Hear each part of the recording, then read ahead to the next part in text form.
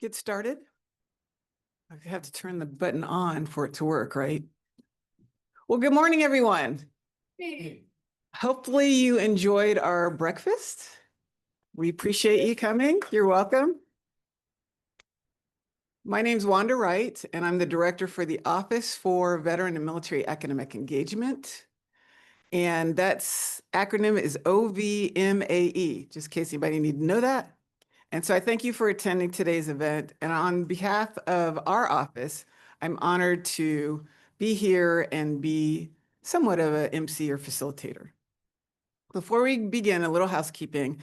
The bathrooms are on the first floor, so you're gonna have to go down the elevator and around the corner to get to that. So if you have to go, go, but just know it's a little bit of a trek. Breakfast will continue to be served, so go out and get more if you want to. And then a quick note about Q&A. We have cards on the tables. Please write your card or your question on the card, and we'll have our work studies or students come pick them up, and we'll read as much time as we have. We'll ask as many as time we have. And then photos. So we see back there, we are going to have a little photo booth, if you will. So Jessica has gracefully allowed us to be able to do that with her right after the question and answer period. Our work at OVMAE is built around three core pillars: teaching, community engagement, and research. Through teaching, we support courses and curriculum that explore military and veteran experiences, ensuring that those perspectives are part of the broader academic conversation. Through community engagement, we connect military-affiliated students with faculty, staff, and the wider community to foster belonging and collaboration. And through research, we advance scholarship that deepens understanding of veterans, the military, and their impact on society.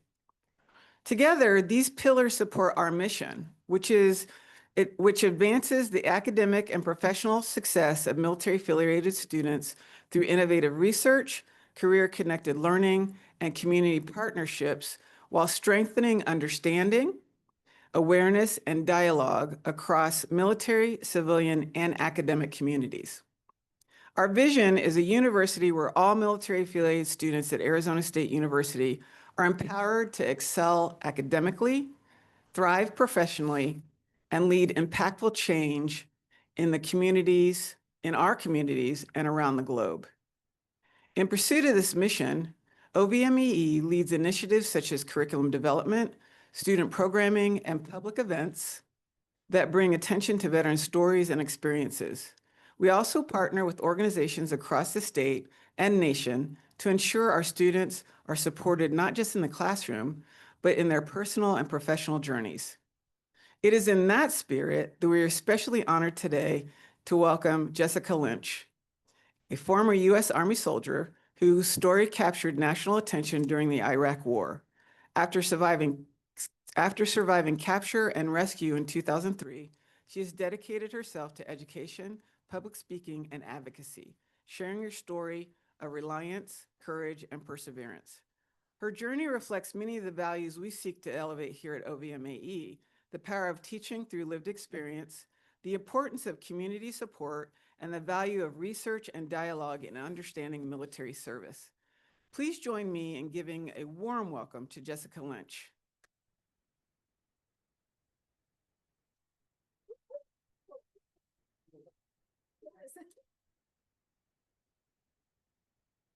I'm short, so I got to bring it down. Hi, thank you guys so much. This is truly an honor to be here. As probably most of you know, I come back every March to the area for the Piestoa Memorial that we do out at Piestoa Peak on March 23rd every single year. So it's always nice to come back. I think the last time, other than the March, I was here in June or July, and never again. October, great. It's a little bit cooler. But anyway, thank you guys all so much for having me here. And I kind of want to jump into it because I know we're got about 10 o'clock, so about a half an hour that I'm going to. So for me, I never wanted to go into the military. It wasn't something that I dreamt about. It wasn't something that I had planned to do at all. So from the time I was 5 years old, I always wanted to be a kindergarten teacher. It was something that I looked at my very own kindergarten teacher, and she was such an inspiration that I was like, that is who I want to be when I grow up. Um, Stuck with that all the way through school. And by time I was a senior in 2001, I had everything set up, applications sent in, everything filled out to become an elementary education. So that summer of 2001, as I was sitting there at my family home with my brother and my sister. So my brother is a year older than I am and had just finished up his first year of college. And then, like I said, I was getting ready to start. And then my sister was finishing up her sophomore year. But that summer we were sitting there, and I live in West Virginia, out in the boondocks of nowhere. And my family's home was on a road named Mayberry with, yes, you guessed it, an honest to God, our sheriff's name at that time was Andy. So we felt like we were pretty special because we were the only, road that was able to be like, yeah, our sheriff's name is Andy. But anyway, very back roads. So once we saw this car pull up, we were like, oh, my brother's in trouble because, my parents were at work at the time and he's the troublemaker out of the bunch. And we were like, Mom said, don't have anyone over. And we noticed that this was a car with a male in it. And as it approached closer, we noticed that it was an Army recruiter. Turns out that it was my younger sister, who was, again, going into her junior year, that invited the recruiter out to our house. So as we're sitting there talking to him and kind of just taking it all in, we noticed that, wow, okay, everything he is saying is things that, would apply to us. The educational benefits, the traveling, obviously getting to serve your country, the whole spiel that these recruiters tell you, and we fell right into it. And before we knew it, my brother left for the military on August of 2001, and I left the week after 9/11 for basic training. So I get into basic training. I'm already scared. I'm nervous. I'm, just nervous because one, I'm going into the military, but now, with 9/11 occurring, I was scared. So I'm on this little small tarmac, again, West Virginia. We don't have a larger airport. So it was a small puddle jumper. And as I was kind of turning around to be like, see ya, the life I knew, the backpack strap that I was carrying, it broke, it came loose, flipped me in the eye, and knocked out my contact. So I'm like, only me. Like now I'm flying for the very first time, going to basic training. I can't see, and 9/11 had just occurred. So I get to basic training, and one of the first things they tell me is, don't worry, the military will replace your eyewear. And I'm thinking that I'm getting a new pair of contacts, cute pair of glasses. I already have those. Um, no, they gave me the BCGs, the birth control glasses. So there I am, in basic training, and now I'm wearing these. Literally, they look like donuts on my face because every time I bent over, they would fall off. So I had to have the strap. I was a complete mess at that time. I get through basic training. I go on to my AIT, which is your advanced individual training, and that is at Fort Lee, Virginia. So I'm there learning to become a supply clerk, a 92 Yankee. Go through the training, and then I am shipped off to Fort Bliss in El Paso, Texas. So that's my active duty station. I get out there in February of 2002. And instantly I get there and they put me with a roommate. And if any of you knew Lori Payestowa, you will know what I'm about to say. They instantly told me, Good luck. And I was like, what? And they were like, Lori is mean as a rattlesnake. And I was like, oh man. So I get there and instantly we hit it off, which crazy enough because they would call us the little white girl from West Virginia and the Mexican.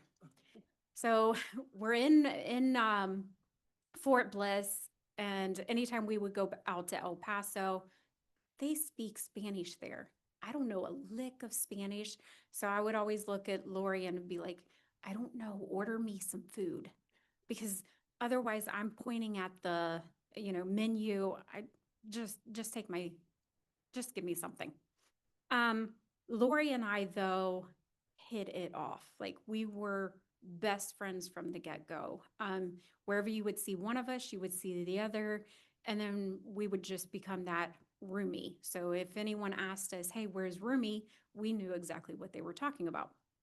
Um, so Lori and I, uh, all the way from, sorry, I'm trying to calculate in my head. It was about October of 2002. Yes, I want to say October 2002. So I am up for reenlistment because I initially only went in for 2 years. Again, I'm there for the educational benefits. Um, but they asked me, would you like to reenlist? And I thought about it and I was like, absolutely. If and only if I can be stationed in Hawaii. And of course, they did their little hold up and they were like, perfect. We have a job opening. So they got my orders, got me to, or not got me to Hawaii, but got me the orders for Hawaii. So now I'm all excited because now I'm 19 years old and I'm going to Hawaii. And then Lori ended up having shoulder surgery. So she's doing that. We are finding out at that point, we are getting ready to be deployed. We don't know where, we don't know when. We are just hearing hearsay at this point. We actually made it through the holidays, and by February of 2003, so 1 year of being at Fort Bliss, and they tell us we need to pack up all of our belongings and prepare for deployment.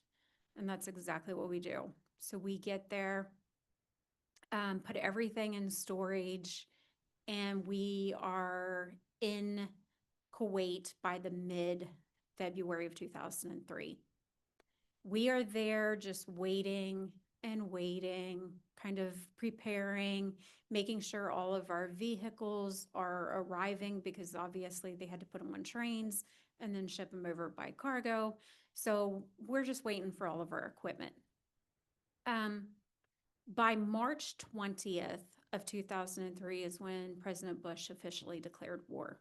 So at this point, our mission was just to follow the rest of the convoy, a larger convoy that we would be attached to until we get north to Baghdad, and then we would separate, go our own different directions as companies. Sounded easy enough. We have GPSs, we have handheld devices, communication, so we're in contact, and we have paper maps. What could go wrong? The first day in country was actually very smooth. Like we didn't encounter anything. We had a couple of, kids that would run up to us and ask for water or MREs, but nothing of like scary moments. By the second day of being in country, so March 21st, my unit starts to fall behind.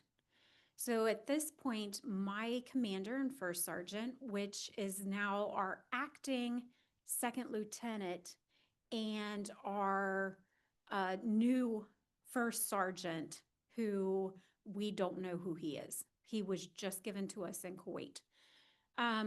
So as we are making our way, at this point, I am in the vehicle with Lori, who is driving the Humvee with our first sergeant. So I'm sitting in the rear, guys. So I'm sitting in the rear of this Humvee, And Lori starts to take fire because now we are in a ambush situation. And we make way for two other soldiers who jump in with us. Because what happened was we ended up getting off track. And when I say that, we made a complete veer off. I think the reports said that we were 19 hours behind the rest of that convoy. So we separated, again, we're lost over here in the desert. The rest of the unit or the convoy is up ahead of us. And we find ourselves in that city of Nazareth. So we're traveling along and we take a RPG, a rocket propelled grenade, to the right side of the vehicle.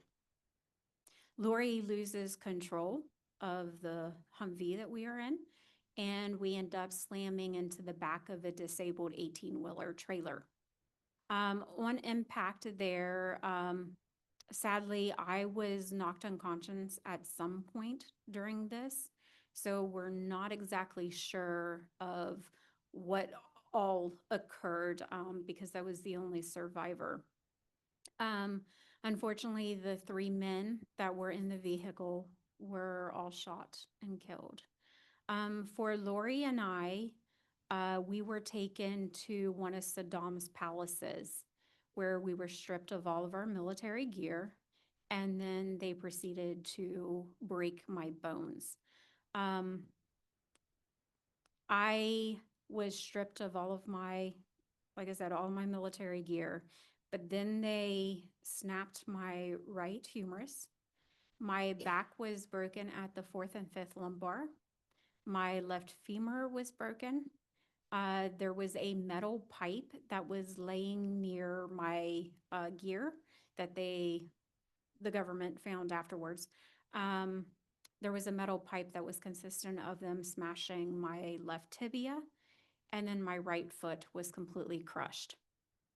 So when the Iraqis pulled me out of the Humvee, since I was not in a seat in that Humvee when my body flew forward, my foot got lodged underneath of that passenger seat. So the Iraqis jerked me out of there and snapped my foot. Um, so after that, they ended up taking Lori and I to Saddam General Hospital that was nearby. And that is where Lori ended up passing. So I was never able to see her alive. For me, I was still in that unconscious state. And they ended up moving me around quite a bit throughout that hospital to kind of keep me hidden. So I never knew exactly where I was going to be. But there was this one room in particular that they kind of kept me in. But I remember one day them taking me down to the operating room. And down there, they transferred me over onto the operating room table from the little gurney that I was on. And I could see the bright shining lights that was literally shining down on me.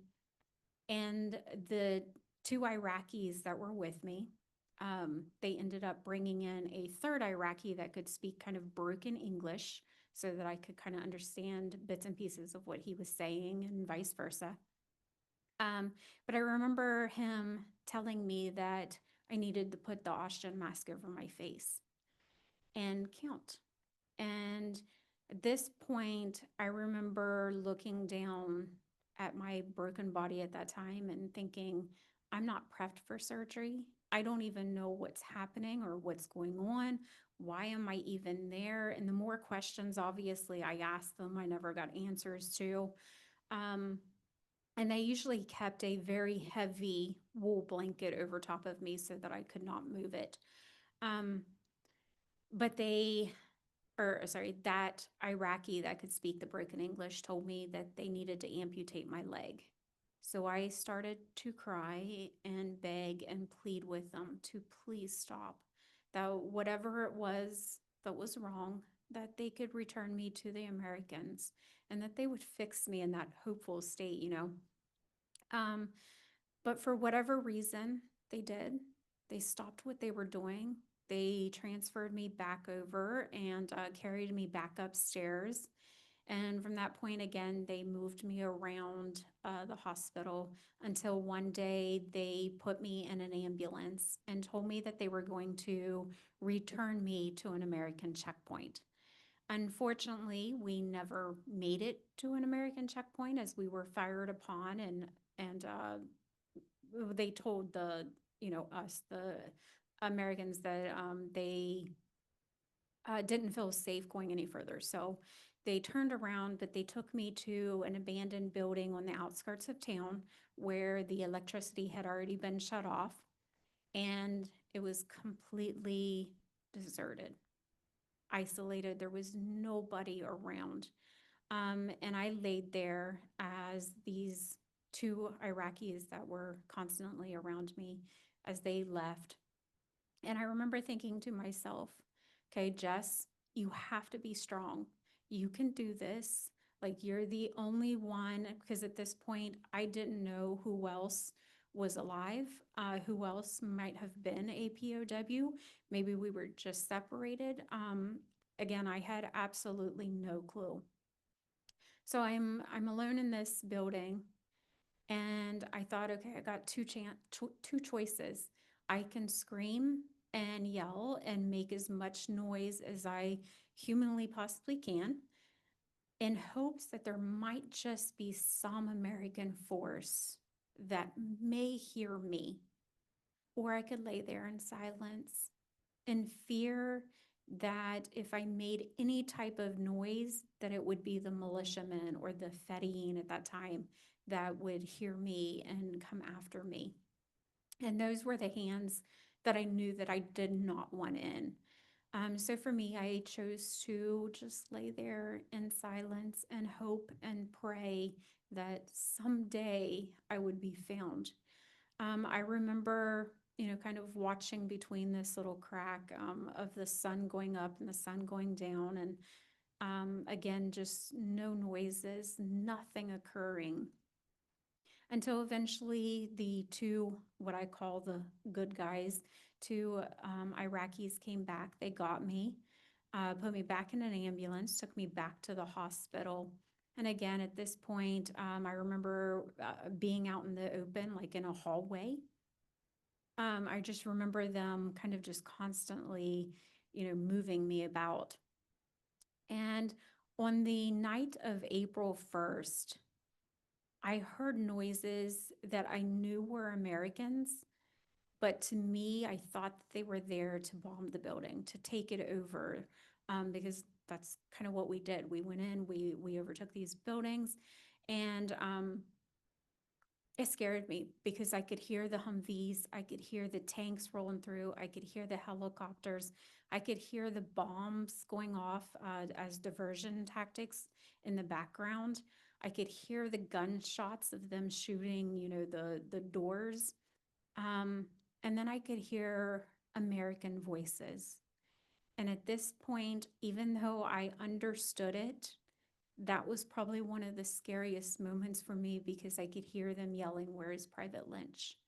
And as they got closer to the room that I was in, um, the two Iraqis that were standing there, one was by the door with it locked, and then the other one was by the window. And I could just see him, pacing and antsy and just that nervousness about him. And I thought, something's about to happen. And it sure did. Moments later, the door was opened forcefully. Those two Iraqis were led out of the room and taken to a different part to be asked questions. And the next thing I knew, standing by my bed was this PJ. And he looked at me, he ripped the American flag off of his uniform, and he said, "We're Americans, and we're here to take you home." And started, just kind of asking me questions, kind of filled, what's my mental state like? Where am I at? Um, But I remember looking at him and saying, yeah, I'm an American soldier too. And they were able to quickly get me out of the hospital into an awaiting helicopter, where then I was taken to Kuwait and then on to Germany. So once I got to Germany, um, I uh, did the whole check. I mean, they checked me over. I had a head laceration, so the Iraqis actually ended up shaving the top of my head, or hair. Sorry, not my head. Shaved the top of my hair, and I looked like Joe Dirt. So if you guys remember that movie, they kept it long in the back, thankfully, I guess, but they shaved the top of it for the scarring. And then of course, like I said, my right humerus was broken, so there's a rod in that place. I had a couple cracked ribs. My back was broken at the fourth and fifth lumbar, so there's a cage there. My left tibia, they were able to go in and replace that with a rod. And then my right foot, I've had 8 surgeries on it so far to correct it. With my left femur, we're not exactly sure what happened, because when I was still in the unconscious state and taken to the hospital at the very beginning, the Iraqis actually surgically removed my femur bone out of my body. They replaced it with a 1940s era rod that was unsterilized and too long for my body, so it was fit for a man. Um, and yes, we were able to verify that because I actually have the rod. They let me keep that Iraqi rod. Um, but it was unsterilized, so of course my body was fighting that infection, which is why the Iraqis told the Americans that they were going to amputate. Thank goodness that they did not, because Germany was able to clean it up and save it. Um, let's see, when I was rescued, I weighed about 76 pounds as an almost 20-year-old. I was 3 weeks shy of turning 20. Um, I was not given any food or water during captivity, except for about 4 ounces of orange juice. And that was for the proof of life video that they submitted back to the Americans, saying, yes, we have her. See, she's alive, she's drinking. But that was all that I was given. So it took me, as you can imagine, years to recover physically, mentally, emotionally, and I am doing so much better now, but it took quite a few years, and I was able to, I guess once I was what I called healed enough, the first thing that I said that I was going to do was go back to school. So I went back to school, got my bachelor's in elementary education, and then on to get my master's degree in communication studies. Um, I have a 18-year-old daughter now who is in college herself. This is her first semester. She was actually accepted into, is it NAU? NAU. And then she chose that her and her best friend wanted to stay closer to home. But she is going into college to be a physical therapist. And she was probably about 13 when we asked her, why did you choose that? And she said, because I want to help people like your therapist helped you, Mom. And we thought that was pretty admirable for, a teenager to say. But she's doing absolutely amazing and wonderful. Um, the one thing that I want to kind of talk to you guys about, because I know we're got about 10 minutes. We got time. Okay, I just don't want to run out of time. So I want to say, and then I've got a couple of things that I do want to do. But the first thing I want to say is, no matter what you are faced in life, just don't give up, because I guarantee that every single one of us has some kind of struggle or obstacle that is standing in our way right now. Maybe it is your neighbor has cancer. Maybe it is you financially struggling. Maybe it's you trying to get through school and you don't know that you're going to make it. You will, by the way. It takes a little bit of time, struggle, but you will get there. So no matter what it is that you are facing in life, just don't give up. Just keep going, keep fighting, keep persevering. Make sure that you are staying resilient. So before I forget, I'm not going to mention any names, but the son of the person who gave me that American flag is in this room right now.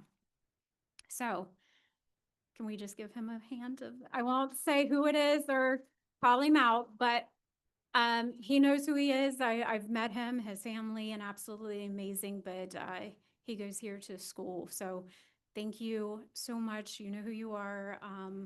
Your dad means the absolute world to me for giving me that flag and still staying in contact with me.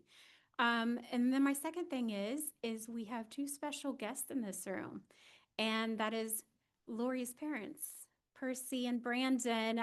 Well, Percy and then her son Brandon.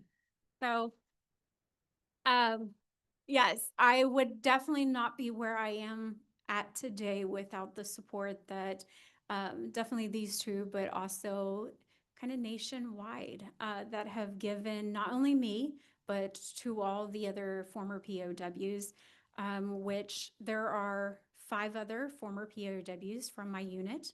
They are doing absolutely amazing. 4 of us stay in contact. The other one just didn't want anything. He wanted to kind of live life separately, which we respected and just kind of let him do his own thing. But he is doing well. We do check up on him. He just does not come out to like the memorials and stuff.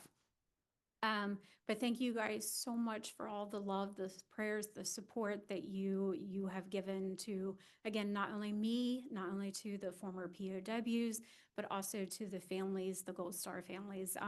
We we did lose 11, so we had 11 fallen comrades from my unit out of the 33 of us. So 33 of us in the 17 vehicles, and we lost 11. But they all were able to be returned home to their families. So that's a huge accomplishment because sometimes that doesn't happen, as you know, from Vietnam or even World War II. So thankfully, we are able to do that with these ones. So no one left behind, as they say. But again, kind of the educational side, I want to say that especially the students in here, don't give up. Complete your goals, your dreams, whatever it is that you want to do in life, whether it's something that you end up changing your major for, doesn't matter. Like, go through schooling as much as you want, as little as you want, but just make sure it's something that you are happy and content with, because that's something that you have to live with for the rest of your life that you are doing. So I am very happy. Again, I am a motivational speaker. I have that elementary education, so I am a substitute teacher, as well as right now I am the West Virginia State Women Veterans Program Director. So I help the women veterans in our state. So I'm extremely busy, but it's something that I feel is necessary for me, because we have our returning, we'll call them veterans or military, that struggle. They don't know who they are. They don't know why they're coming back. They sometimes don't understand why they lost their comrades. They don't understand why they aren't returning in the same mental state as they did when they went over to war. So for me, it was finding things that kept me busy, and surely I am. But I just want to make sure that, you know, our returning women veterans, because that's who I deal with, are doing well and they do not become a statistic. But again, thank you guys so much. Ooh, look at that. We made it on time. So we want to make sure that you guys have enough time to ask any questions. So if anyone has any, we will kind of click those and see what you guys have. Oh, we have a few. All right, good. That's okay. Yeah, you're fine. You're fine. We have a microphone for the online guests. Oh, I was gonna say I was gonna repeat it, but we're good. Here we go. Thank you. Yeah. Thank you so much for your. It's not on. It's not on. Okay. No, he won't be on. Oh, Oh, okay. oh, Oh, okay. So thank you so much for just your testimony and hearing everything about it. Yes. So my question to you was, during this period, do you consider it that it was like a regular, typical hostage situation? Did they have any correlation or anything that that sense of urgency to return you right away, or do you think it was kind of connected to like a gender violence, like feminist type of No, thing no, or no, no. I anything like don't think that? it had anything to do with that. And again, this was 2003. I think it was just that I was one of the, well, I think I was the only one. I was, I was the only one that was found unconscious. So again, the other former POWs that were able to walk to get around on their own, um, obviously they were kept in a separate location than I was. It was just that I was there because again, my back was broke, my legs were broke, my arm was, so I was not able to move, couldn't get around. Um, no, I think it was just again, war, and that's just the reality of war. We knew that going over. Anytime you sign up, that's a risk that you have to take. I just never knew, I guess I never thought that it would happen to me. Um, Specifically, like you never want that. So I don't think it had anything to do with me being a female. I don't think it had anything to do with any of that. It was just that I was the one that was unconscious and hurt, and they kept me. Okay. Yeah. Thank you. Yeah, no problem. Oh. Have you thought about a second book, sharing your recovery journey? Nice. Sure. We'll say that. Yes, there's a special project that is in the works, but I am not allowed to talk about it. So, yes, so more details will come out on that, probably 2026 is as we actually have the contracts and everything out for everyone. But as for now, I'm not allowed to talk.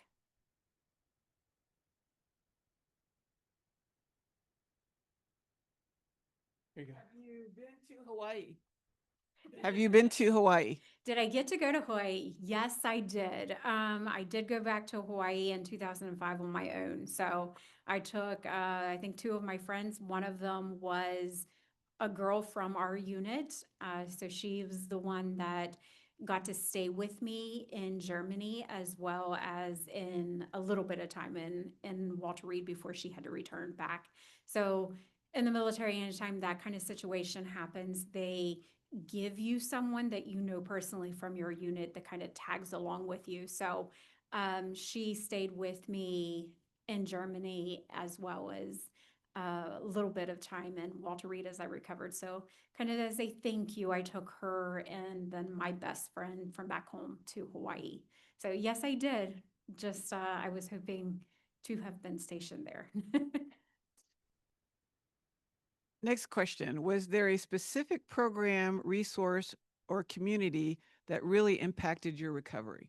Ooh, that's good.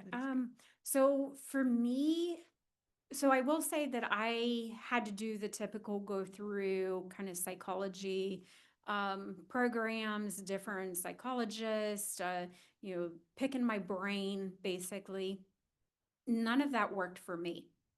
So I did everything that you could probably imagine. Nothing worked for me. So what worked for me was being at home with my family, with my friends, that I could lean on and support. I knew that if I was having a bad day, I could call Percy, because guess what? She understood what I went through. So for me, instead of being in a room of, again, talking to a therapist, it was easier for me to lean on people who understood, that I bonded with, that I already knew, and that they were probably either going to tell me to shut up, get over it, and continue being, that perseverance, resilient person that they knew that I was, or they were just going to laugh at me, and that was okay too. So I will say that the five of us former POWs have a group text that probably most of you have with your family and friends that is hysterical. We bust each other's bubbles so hard and so often because we know that we can do that with each other. And that is our way of healing. Might not be for everyone, but it works for us. And if you know them, Brandon's shaking his head, if you know those guys, they are hysterical, and it's exactly what you need as kind of a boost. But No, other than, and just again, relying on my family, my friends, and going through physical therapy. That's all I did. I didn't go through anything else that actually worked for me. So our next question is, did the Army keep you until your separation date? Or did you have a choice to leave, or was it medical leave, or how did you separate? Medically, yes, because in 2003, they did not give you the option to stay in if you were um, injured as severely as I was not given that option to stay in. Nowadays, they do. They find things for you to do, whether it's an office job, whether it's something that you can help out, whatever it is, they find something for you to do if you choose to stay in. 2003, it was a medical kick you out.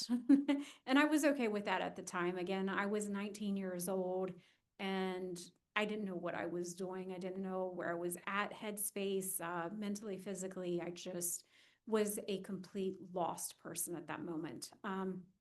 So yeah, let's see, it was July 22nd, I think, when I officially retired. So from being rescued in April to the end of July, I stayed at Walter Reed and just completed all my surgeries and physical therapies and sessions that I needed to before I was able to get out. Great. I have a question about your work now with women veterans. Yes. You are a women veteran. In your time that you were in, how do you feel like you were treated? And now that you're speaking with women veterans, has there been any change, or, especially about resources and benefits? Yeah. Oh, absolutely. 100%. So I actually didn't have any issues when I was in. Again, I stuck with Lori for the majority of the time. Like, you find her, you found me. So I think when you are able to kind of stay together like that, it's a little bit harder to pick on two people instead of one. So I didn't have any issues being in as a female. My work now, obviously, a lot of things have happened. And one of my biggest things that I have to deal with is MST, military sexual trauma. And we have found out that actually it's a higher rate in men than it is women right now. And that's just a sad reality that we are living in. But that's kind of where I'm at working with them. Obviously, a lot of things, resources, programs out there that you can get the help that you need. And we just recommend. I mean, in my department, I can't tell them to go. I can't force them to go. I can recommend, tell them, this is available to them. This is available to them, but I can't make them go. But yes, a lot of changes, thankfully, have changed since I got out in 2003.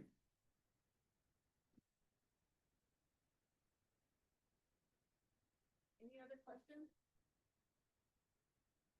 Anything for the Paestas? Oh, Well, thank you so much. oh, thank you.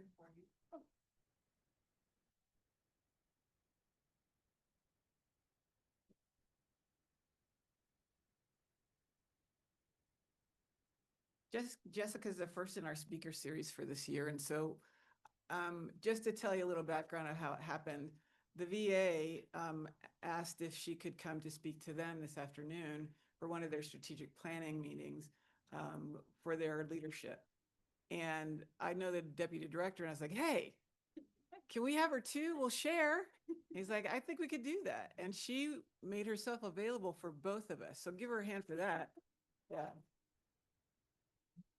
And I just think this is a great way to start off our speaker series with someone who's so affable and just wonderful and willing to tell the story, because that's a hard story to tell, right? And so we appreciate it so much. And what we're going to do now, please give her another hand.